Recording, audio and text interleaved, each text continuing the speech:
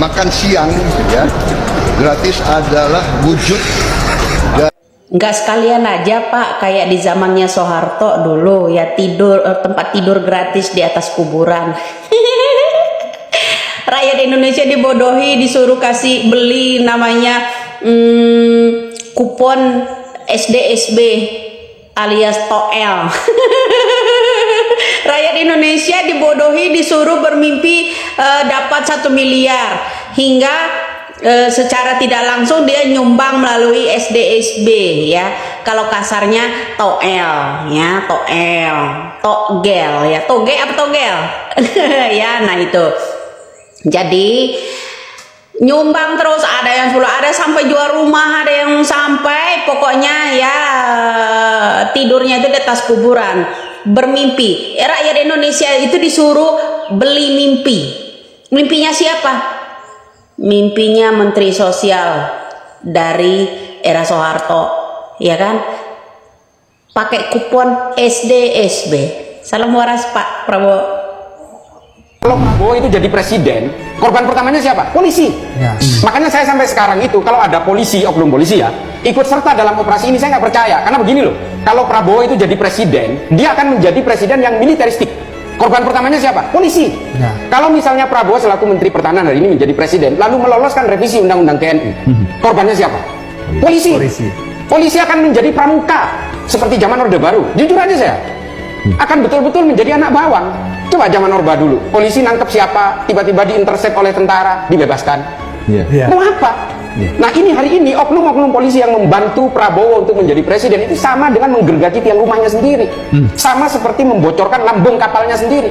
Makanya saya ingatkan kepada oknum-oknum polisi yang hari ini berjibaku mati-matian untuk memenangkan Prabowo, cobalah think twice, pikirlah kembali gitu loh. Prabowo Gibran ini pasangan yang kompak melanggar aturan dari KPU ya, dari batas usia aja dia udah melanggar kedua-duanya. Prabowo itu lebih 2 tahun, Gibran itu lebih 5 tahun ya dari ketetapan KPU nih ya, dia udah melanggar nih, udah nggak sesuai kayak gitu ya dari kriteria yang ditentuin nih ya. Kalau misal gua milih gitu, kalau misalnya gua milih dari kandidat-kandidat yang lainnya, pasti gua antara 2, 1 sama 3 aja gitu kan, itu aja sih ya, karena memang itu udah melanggar yang menurut gue itu contoh yang tidak baik menurut gue ya. Pemimpin yang melanggar ya, di awalnya aja dia udah mencalonkan dengan melanggar hal sepele, dari segi umur aja udah melanggar ya, buat apa gitu gue pilih kayak gitu kan. Nah itu sih mungkin jadi perbandingan gue ya antara 2 aja kayak gitu kan, 1 dan 3 kayak gitu aja sih. Dari bukan dari segitu aja sih, menurut gua pandangan gua terhadap Prabowo ini ya, menurut gua dia masih orang berkasus. Gimana ya, orang berkasus ini kan dia kan memang dulunya punya kasus yang tahun 98 nih, kasus penculikan ya, yang belum ada klarifikasi atau penjelasan nih ke media ya. Jadi lo tahu kan namanya kriminal ya, dari segi apapun itu akan bau, sampai kuburannya tanahnya bau tuh ya. Dia menculik itu sampai tanahnya aja nih bau penculik gitu loh ya. Nah itu loh, pembunuh ya tetap pembunuh kayak gitu, bakal ada segelnya gitu loh. Nah itu loh ya, pandangan publik ini belum hilang kayak gitu kan, kekecewaan publik ini masih belum hilang lah kayak gitu ya, karena memang mau ada penjelasan secara intim gitu kan.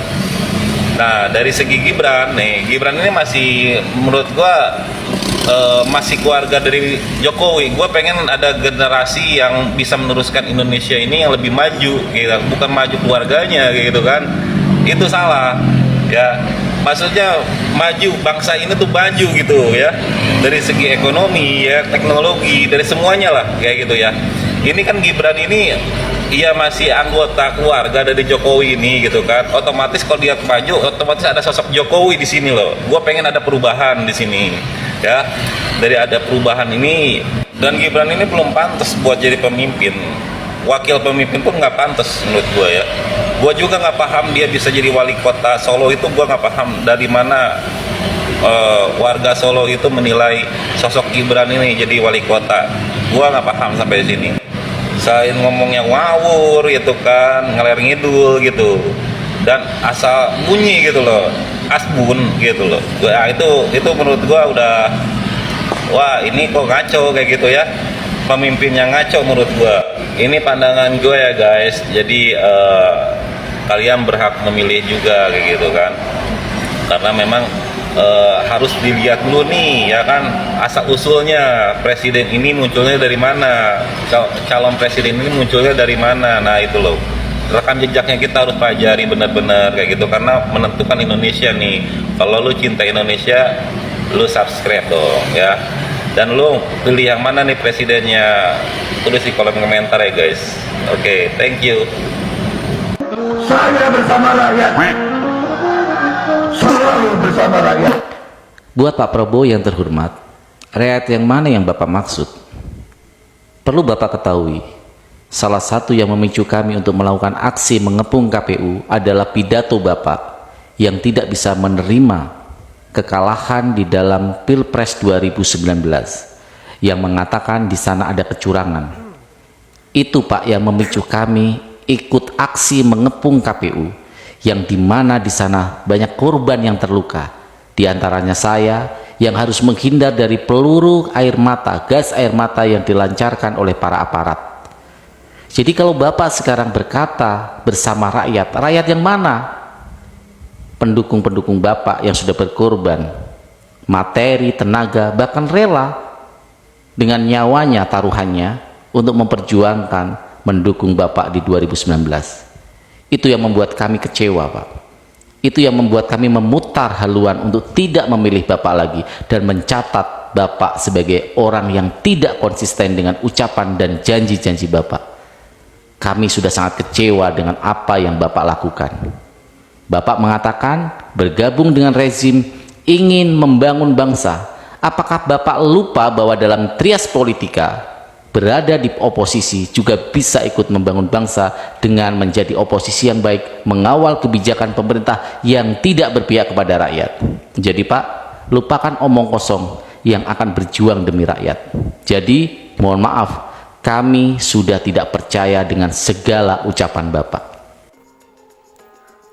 Itulah tadi sejumlah kegelisahan-kegelisahan dari para netizen.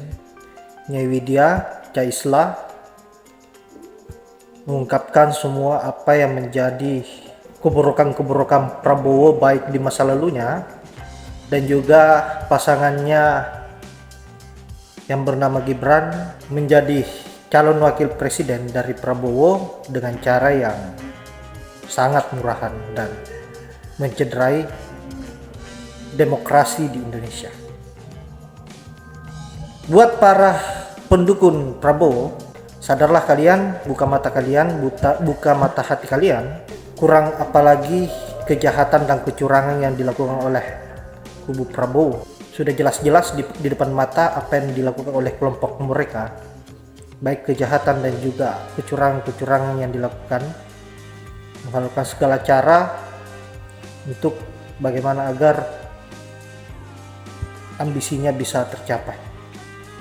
Tapi kalian yang tetap saja mendukungnya sampai saat ini dengan alasan yang tidak jelas, hanya karena persoalan dia gemo atau pintar berjoget, kemudian kalian anggap layak untuk jadi presiden di Republik Indonesia ini. Saya kira memang negara ini akan hancur apabila orang-orang yang seperti kalian yang hanya menilai persoalan joget-jogetnya dan disebut sebagai orang yang gemoy, kemudian mau dipercayakan sebagai pemimpin, sebagai presiden di negara ini. Ketika kalian dibukakan sebuah kebenaran, diperlihatkan fakta-fakta yang sebenarnya bagaimana kejahatan yang dilakukan oleh Prabowo dan kecurangan yang dilakukan oleh cawapresnya yaitu Gibran, kalian seolah-olah menutup mata dan menutup telinga. Ini sangat berbahaya bagi negara dan kami yang masih normal tidak akan bisa mendiamkan junjungan kalian yaitu Prabowo dan Gibran untuk mendapatkan sebuah ruang menjadi pemimpin di negara ini. Kami akan tetap bersuara dan selalu memberikan tamparan-tamparan yang keras buat junjunganmu agar negara terhindar dari kehancuran. Saya kira hanya itu. Saya akhiri dengan ucapan wallahual muwaffiq ila aqwamit thoriq. Assalamualaikum warahmatullahi wabarakatuh.